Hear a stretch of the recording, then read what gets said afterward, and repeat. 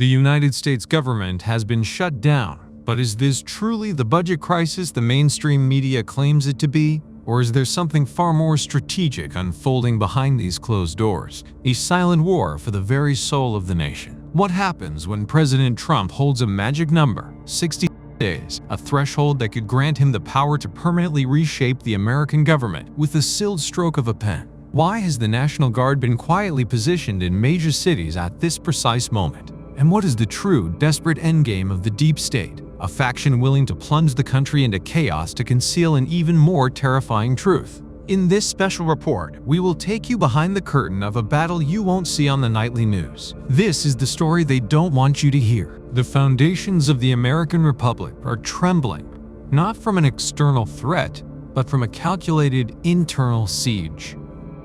The gears of the federal government have ground to a halt. A shutdown has been triggered, but this is not a simple story of political gridlock. This is a deliberate, strategic move in a high-stakes shadow war for the soul of the nation. The official narrative, broadcast by mainstream channels, speaks of a deadlock over funding, a dispute over budgetary priorities.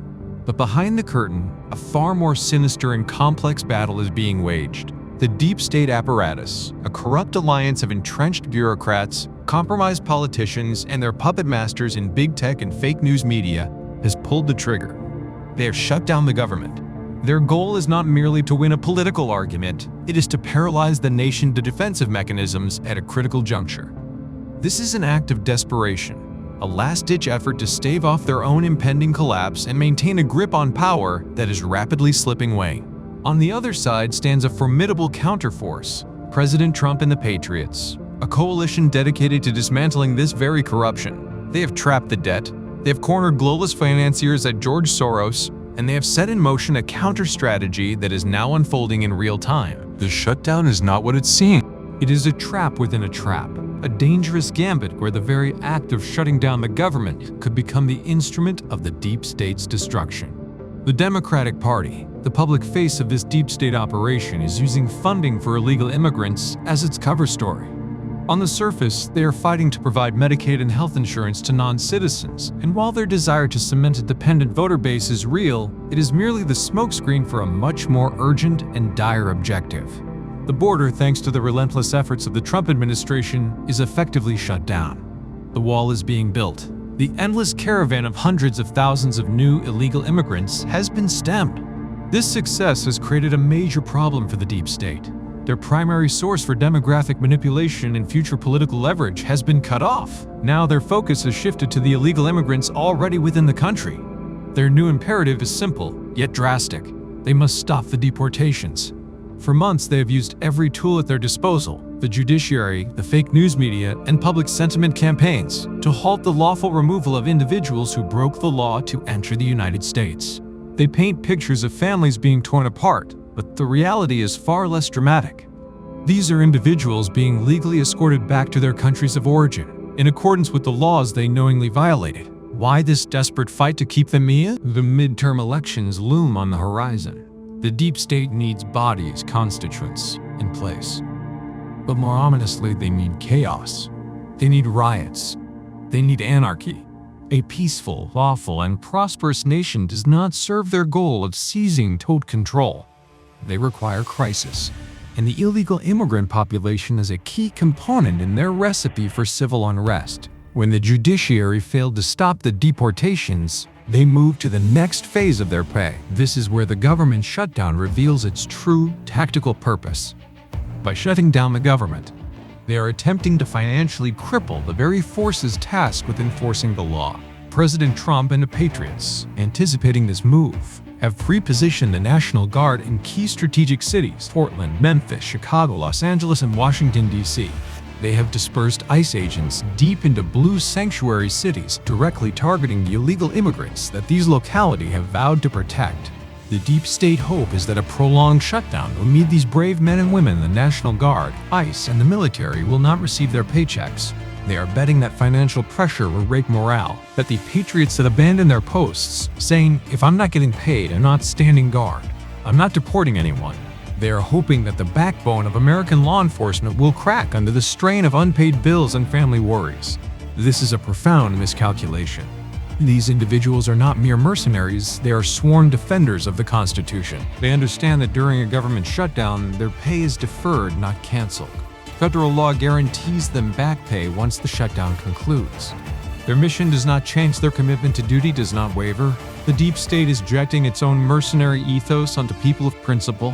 For this tactic to have any chance of success, the shutdown would need to be prolonged. Exceedingly so. The longest government shutdown in U.S. history lasted 35 days during the Trump administration, a record set by the they political actors.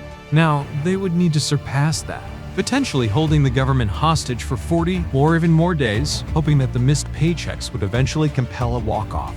It is a desperate high-risk strategy that reveals the depth of their fear. They are not just fighting a policy dispute, they are fighting for their political survival, and they are willing to hold the entire nation hostage to achieve it. It's time to set for a monumental clash of wills, where the resilience of the American patriot is being tested against the cynical calculations of a corrupt establishment. While the deep state attempts to use the government shutdown as a weapon of financial attrition against America defenders, they have inadvertently handed President Trump and the Patriots a historic opportunity, the strategic leverage to dismantle the administrative state itself. This is the counterplay, the masterstroke unfolding in the shadow of the chaos. With the government shudder, the mechanisms for draining the swamp, long promised to the American people, can be activated with unprecedented speed and scale. The 61-day mark emerges as a critical threshold in this political war. According to analysis of executive authority and federal personnel rules, a shutdown lasting beyond 61 days grants the president expanded powers to permanently separate a significant portion of the federal workforce. We are not talking about furloughs, we are talking about termination. The potential removal of 750,000 to 800,000 federal employees is not a mere reduction in force. It is a surgical excision of the deep state entrenched bureaucracy. These are the career bureaucrats, the so-subsistence figures embedded within agencies, who have worked for years to thwart the America First agenda. This is the definition of draining the swamp. The process has already begun.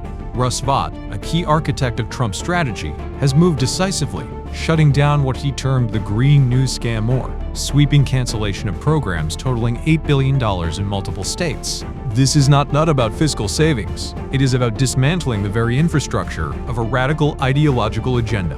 Every program terminated, every regulation nullified, is a strand cut from the deep state web of control. The Democrats, in their obsessive focus on providing health care to illegal immigrants, have walked into a trap of catastrophic proportions. They are fighting for a narrative that is politically toxic to a majority of Americans, while Trump is systematically dismantling their entire policy legacy and their personnel network.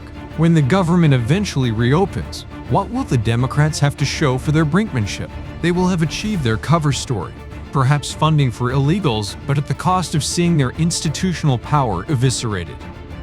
Their people will be gone. Their programs will be defunded. Their criminal syndicate, and the script describes it, will have been decapitated. This strategic gambit extends beyond domestic borders into the volatile arena of global finance. The Federal Reserve, a key player in the deep state economic machinery, has seized on the shutdown as a pretext to maintain its stranglehold on the American economy. By stating that the lack of government economic data prevents them from making informed decisions on interest rates, they effectively rule out any near-term rate cuts. This is a deliberate act of economic sabotage. With inflation already a lingering threat, the scene in the European Union own reports, the Fed in action, or potential threat of rate hikes, creates a financial pressure cooker designed to destabilize the economy and turn public sentiment against the Trump administration. It is a coordinated attack. While the deep state political wing shuts down the government, its financial wing tighten the monetary screws. Furthermore, the successful delay of a Supreme Court ruling on Lisa Cook until 2026 indicates a long-game strategy to maintain influence over the nation's financial levers. The battlefield is multi-fronted, political, institutional, and now unequivocally economic. The judiciary, another deep state stronghold, continues its desperate rearguard action. Judges like the 85-year-old William Young issue sprawling 161-page rulings condemning Trump deportation efforts is unconstitutional, openly accusing him of being a law executive. This is not impartial jurisprudence, it is a political temper tantrum from the bench, commentator Julie Kelly rightly labeled it. These lifetime appointees, confirmed in a different era, are leveraging their unaccountable power to delay, obstruct, and demonize at every turn. They are being instructed to fight back with everything they have, creating a judicial blockade. But their efforts are failing. The full Fifth Circuit Court of Appeals, a powerful and conservative judicial body, just vacated a ruling that had blocked President Trump's use of the Alien Enemies Act, a century-old law granting him broad authority. This pattern is clear: the lower courts delay, but the appeals process ultimately is restoring constitutional order. The deep state is losing in the court of law. Those said it is losing in the court of public opinion. Their judicial stalling is merely a desperate attempt to run out the clock until the midterm elections, hoping for a political miracle that will save them. But with every passing day of the shutdown, that miracle becomes less lice, and Trump leverage grows stronger. As the deep state judicial and legislative gambits falter, their narrative machine shifts into overdrive, attempting to sow panic and confusion among the populace. A key tactic is the dissemination of false information regarding border security during the shutdown. Rumors swirl, amplified by compliant media channels, that a shutter government means open borders, that ICE and Border Patrol operations have ceased. This is a deliberate lie, designed to create a perception of chaos and undermine public confidence. U.S. Immigration and Customs Enforcement has been forced to publicly clarify the situation on the platform X, stating unequivocally, "During a government shutdown, there is no change to U.S. immigration laws or border enforcement. Rumors that a U.S. government shutdown will allow illegal immigrants to enter the United States are false." The statement is a testament to the brazenness of the disinformation campaign. The laws remains on the books. The enforcement missions continue. The men and women of ICE and the Border Patrol remain on the front lines, their resolve unbroken. The only change is the timing of their paychecks, not their dedication to their oath. The deep state hope is that by creating a facade of lawlessness, they can pressure the administration into a disastrous surrender. This psychological war extends beyond immigration to the very cause of American liberty, the right to self-defense. As the potential for civil unrest looms, the Second Amendment becomes a critical flashpoint. The deep state understands that a disarmed populace is a controllable populace. This is not speculation, it is a historical fact our founding fathers foresaw, which is why they enshrined the right to bear arms in the Constitution, not for hunting, but as a final bulwark against tyranny. Now we see this principle under direct assault in jurisdictions like Los Angeles. A lawsuit filed by Harmeet Dillon Civil Rights Group exposes a shocking reality between January 2024 and March 2025. The LA Sheriff's Department received 3,982 applications for concealed carry licenses. Of those, how many were approved? 2. This is not a bureaucratic backlog, it is a deliberate, systematic policy of nullifying a constitutional right. The parallel is drawn to the First Amendment. Do citizens need a permit or to pay a fee to speak freely? The absurdity of the comparison highlights the infringement. This is a calculated strategy to leave law-abiding citizens defenseless in the face of the very riots and anarchy the deep state hopes to foment. Amidst this domestic turmoil, President Trump is simultaneously executing a bold and sophisticated foreign policy, demonstrating that the battle for freedom is a glow one. He has put forth a comprehensive peace deal to end the conflict in Gaza, an ad that has already garnered the signature of Israel and the public support of world leaders like India, Canada, and Prime Minister Modi, who praised it as a viable pathway to long-term and sustainable peace. This is a monumental diplomatic achievement, offering a stark contrast to the warmongering of the deep state. Simultaneously, in a move that left foreign policy analysts reeling, Trump has extended NATO-level security guarantees to Qatar via executive order. The order states that an attack on Qatar would be considered a threat to the United States itself. This is not foreign adventurism, it is strategic genius. By locking a wealthy, influential, and strategically located nation like Qatar firmly into American defense orbit, Trump neutralizes Iranian aggression, secures critical U.S. military bases like Al-Udeid, and forces Doha to fully align with U.S. interests. The move also secures over $1.2 trillion in Qatari investment into American companies like Boeing and GE, fueling domestic jobs and industrial dominance. This is the America First doctrine in action. Securing peace through strength and ensuring global stability directly benefits the American worker. Yet, even in Trump architect's peace, the war makers in the deep state are actively pushing the world toward a catastrophic confrontation. In Europe, the drums of war beat louder by the hour.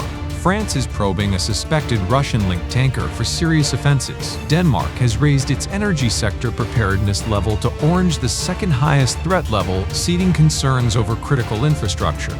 The official reason may be vaguely linked to climate, but their actions tell the true story. Active drone detection, patrols of sea corridors, sonar inspections of subsea cables, and hardened cyber defenses. These are not preparations for a weather event, these are preparations for war. Visigonet reports that drone swarms over Germany were far more extensive than initially admitted, flying over a naval shipyard, a power plant, and a refinery supplying jet fuel to Hamburg Airport.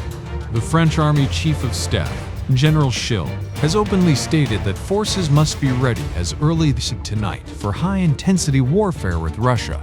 This is a coordinated psychological and military buildup, a hybrid war aiming to plunge the Atlantic Alliance into a direct conflict. The endgame is clear.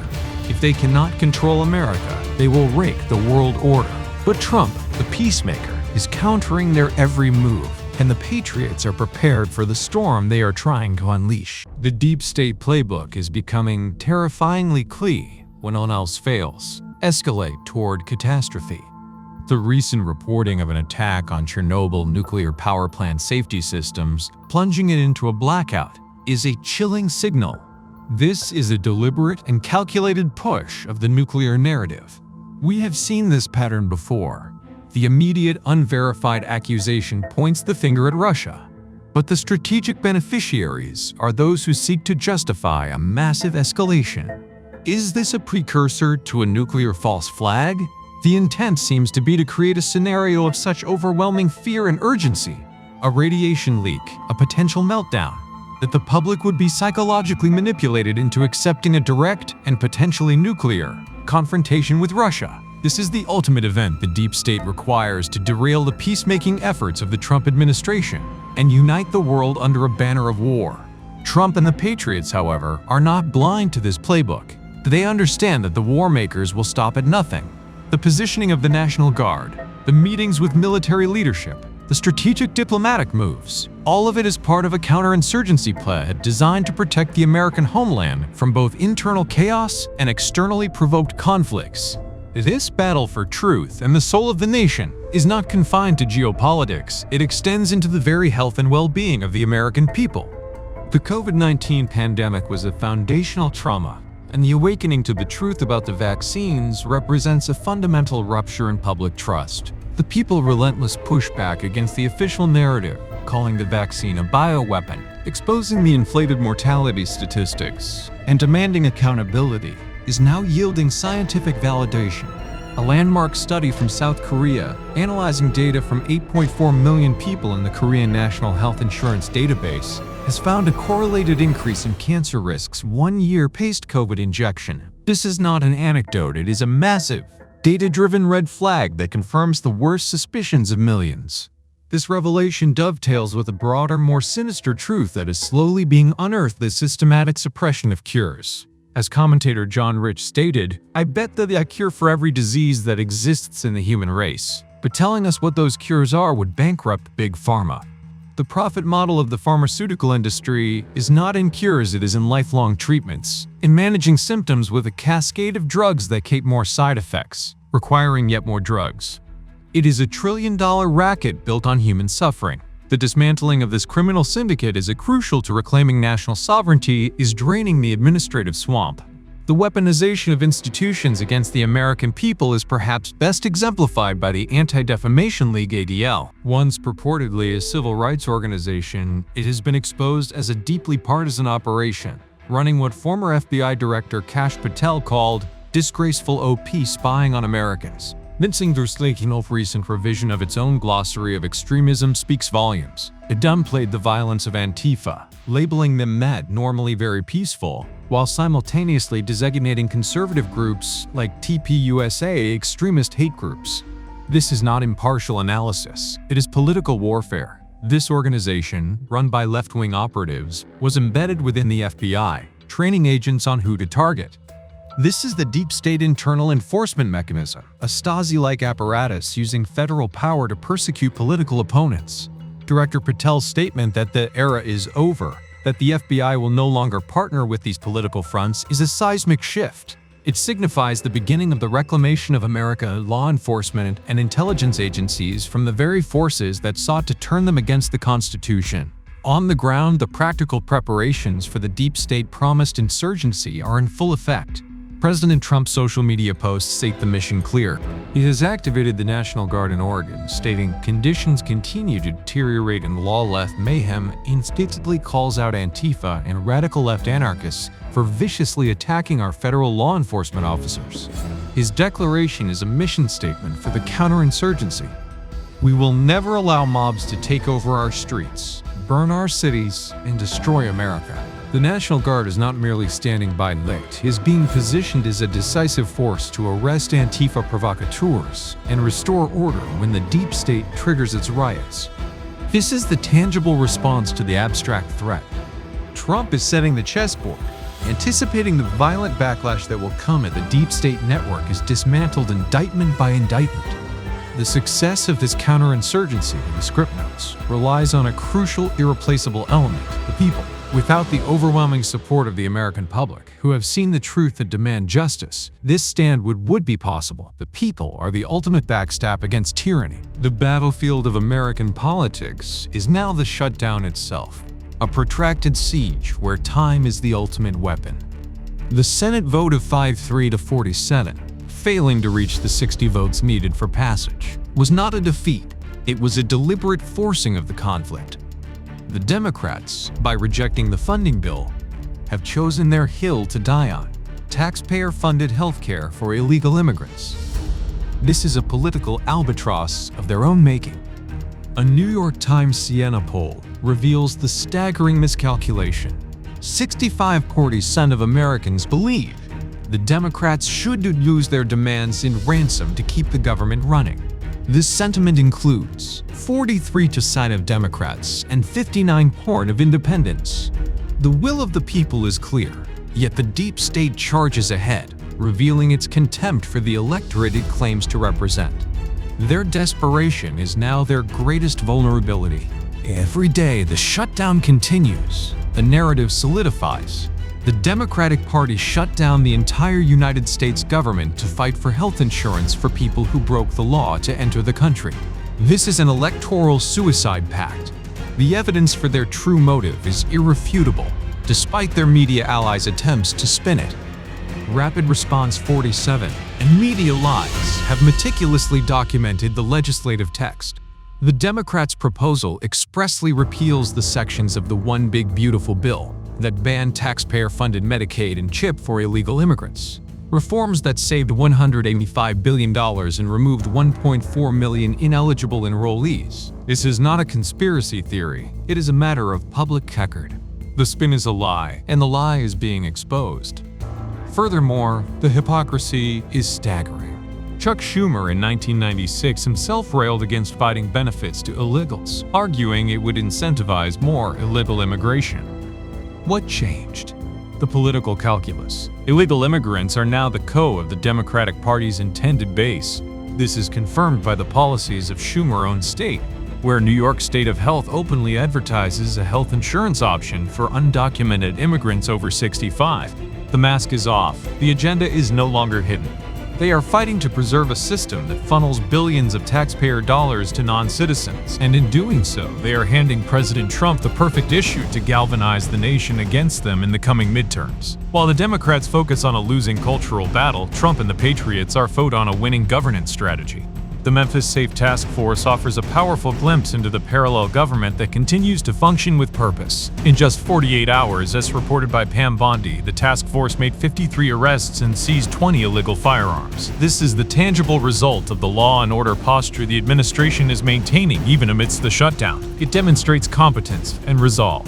Meanwhile, the countdown to 61 days continued. As the script notes, this is the magic number where the president can permanently separate 740,000 federal workers, an act that would save hundreds of billions of dollars and irrevocably cripple the deep state's administrative arm. The question now becomes, is this the hidden objective? Did Trump maneuver the Democrats into a position where they're a tool? The shutdown becomes the instrument of their own destruction? The Republicans hold a 5-3-47 majority in the Senate.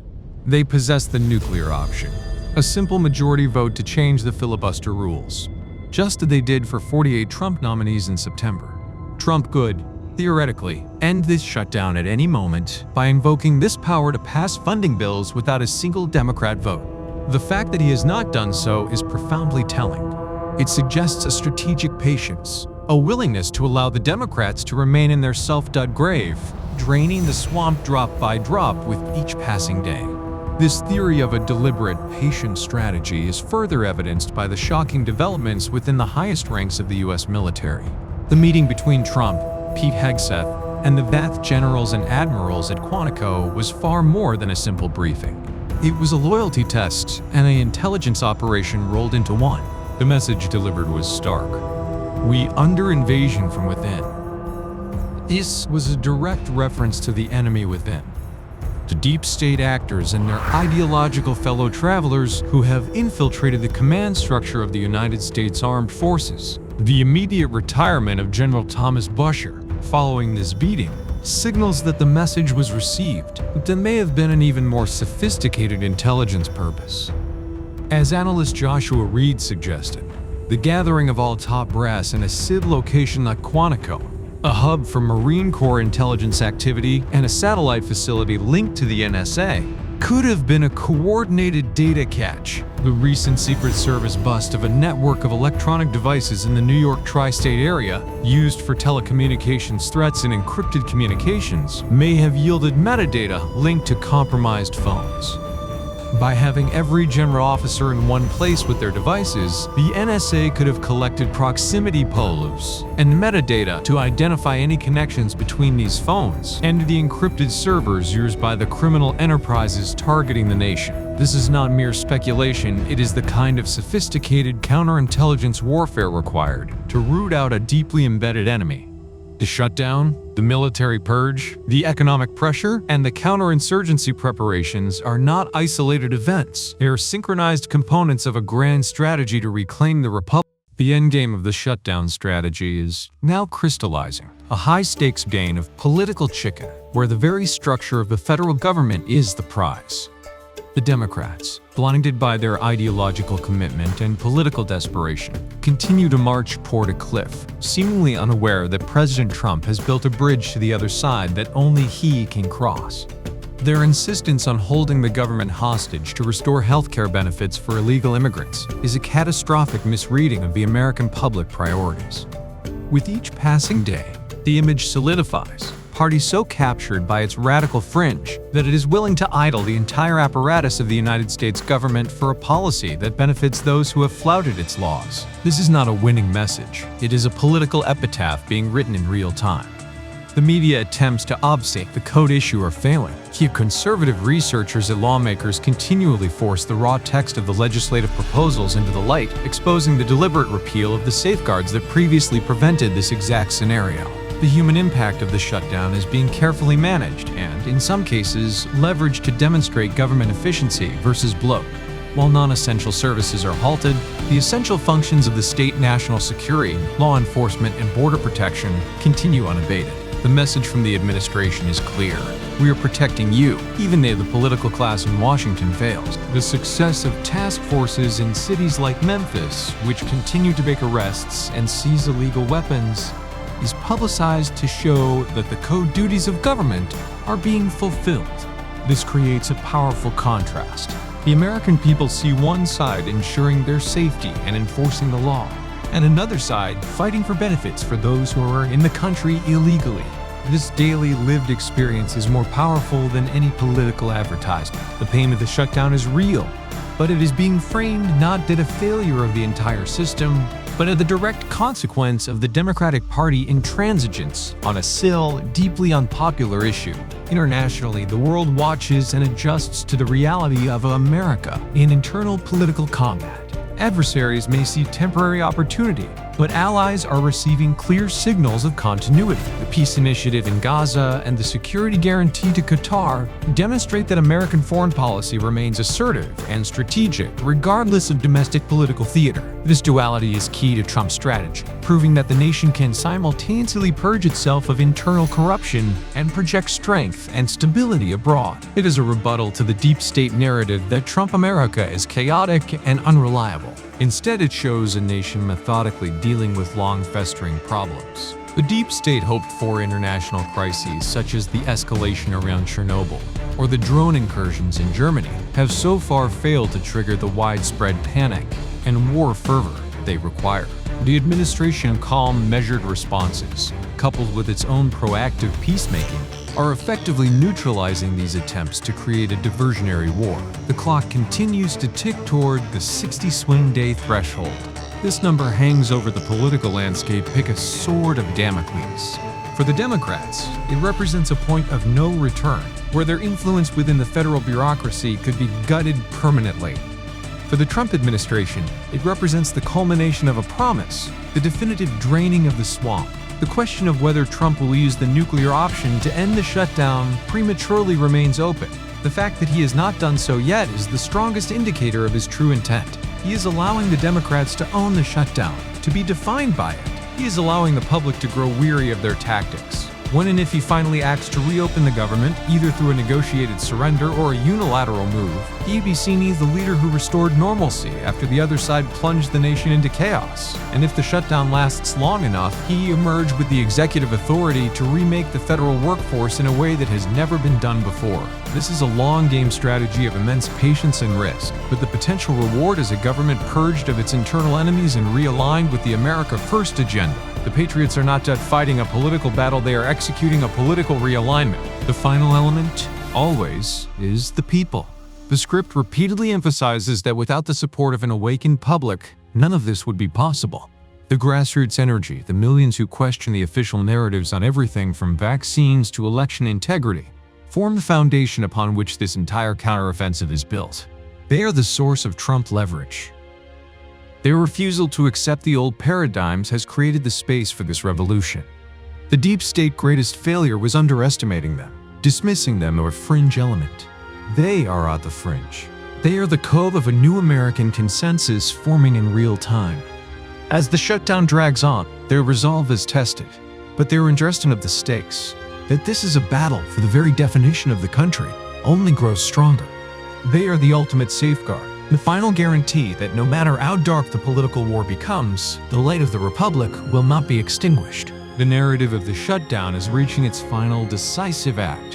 What began as a deep state maneuver to paralyze the enforcement arms of the nation has transformed into a national unveiling. The curtain has been pulled back, and the American people are watching the final, frantic movements of a corrupt establishment in its death throes. The Democrats' position is now untenable.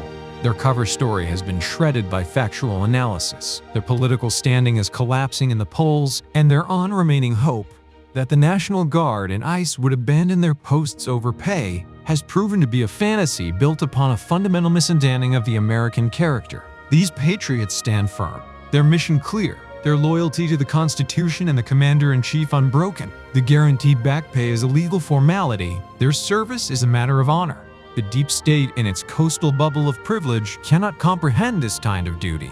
This miscalculation may be the one that breaks them. With the judicial delays failing and the border secure, the deep state toolbox is nearly empty. This is why the rhetoric around war and domestic insurrection has reached a fever pitch. They are setting the stage for their final cards. Chaos and conflict. The positioning of the National Guard in major cities is no longer a precaution. It is a pre-positioning for a predicted storm. President Trump's social media posts are just commentary.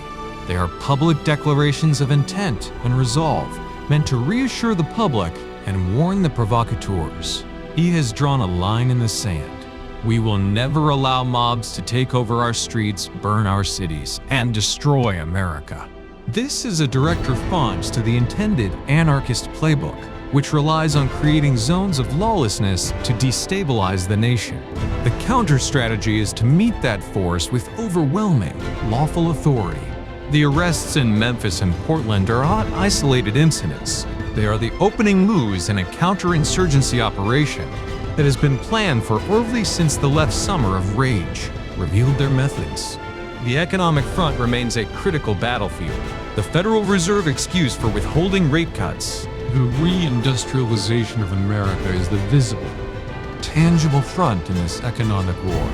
The rebuilding of factories, the return of jobs, the reclamation of industries. But behind this public-facing campaign, a far more profound and seismic financial operation is being prepared, which relies on creating zones of lawlessness to destabilize the nation. The counter-strategy is to meet that force with overwhelming, lawful authority.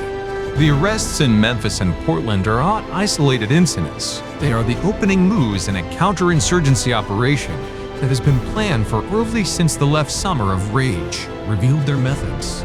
The economic front remains a critical battlefield. The Federal Reserve excuse for withholding rate cuts, the lack of government data, is a transparently political gambit.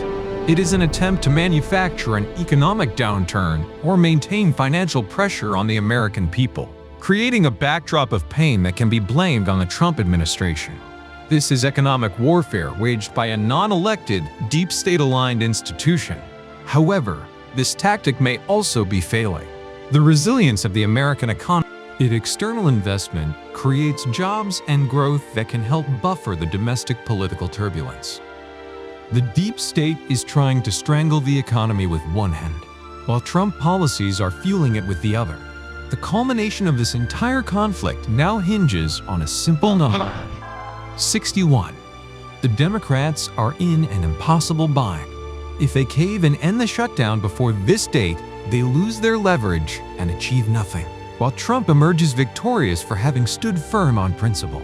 If they stubbornly hold out past the 61-day mark, they hand Trump the legal authority to fire hundreds of thousands of their own bureaucratic allies, achieving a co-objective of his presidency that would otherwise be impossible. They are in a checkmate position. The Republican control of the Senate means Trump holds the nuclear option to reopen the government at a time of his choosing, allowing him to run down the clock for maximum strategic advantage. This is why the atmosphere is not one of panic in the Patriot camp, but of grim determination. They are watching a trapped adversary make its final desperate moves. The story of the shutdown will be recorded in history as the moment the tide turned. It is the moment the deep state overplayed its hand, believing that the American system was too corrupt and the American people too complacent to resist. They were wrong on both counts. The system, though battered, has mechanisms for self-correction, and the people, once awakened, are an unstoppable force. The shutdown is not a story of a government ceasing to function. It is the story of a government being forcibly reformed. The old model of a bloated, unaccountable, and treasonous bureaucracy is being systematically dismantled, replaced by a lean, patriotic, and accountable apparatus, loyal to the Constitution and the people it serves. The battle is not over. The riots may yet come. The foreign provocations may intensify, but the foundational victory, the proof that the deep state can be beaten, is now within grasp. The Patriots are not just holding the line, they are advancing on every front.